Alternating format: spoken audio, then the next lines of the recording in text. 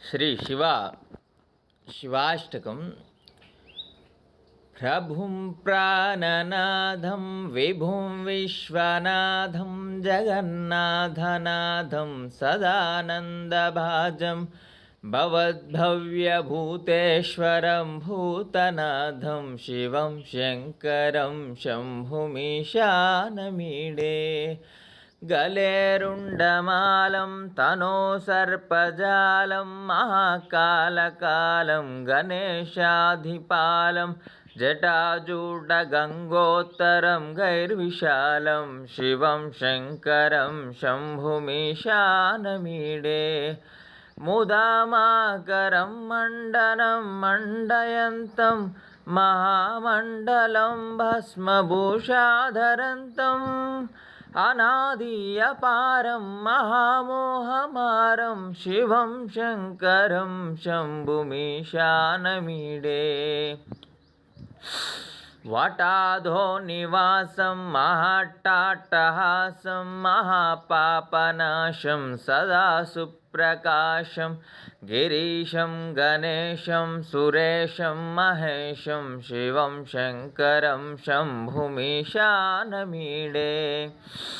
गिरीन्द्रात्मजा संगृहीतार्धदेहं गिरौ संस्थितं सर्वदा सम्पन्नगेहं परब्रह्म ब्रह्मादिभिर्वन्द्यमानं शिवं शङ्करं शम्भुमीशानमीडे कपालं त्रिशूलं कराभ्यां दधानं पदाम्भोजनं रायकामं दधानं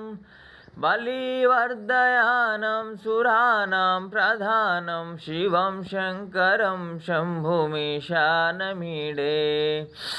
शरच्चन्द्रगात्रं गानानन्दपात्रं त्रिनेत्रं पवित्रं धनेशस्य मित्रम् अपर्णाकलत्रं सदा सच्चरित्रं शिवं शङ्करं शम्भुमीशानमीडे हरं सर्पहारं चिताभूविहारं भवं वेदसारं सदा निर्विकारं श्मशाने वसन्तं मनोजं दहन्तं शिवं शङ्करं शम्भुमीशानमीडे स्तवं यप्रभाते नरशूलपाने पटे सर्वदा भर्गभावानुरक्तः सपुत्रं धनं धान्यमित्रं कलत्रं विचित्रैः समाराध्य मोक्षं प्रयाति इति श्रीकृष्णजन्मखण्डे शिवाष्टकस्तोत्रम्।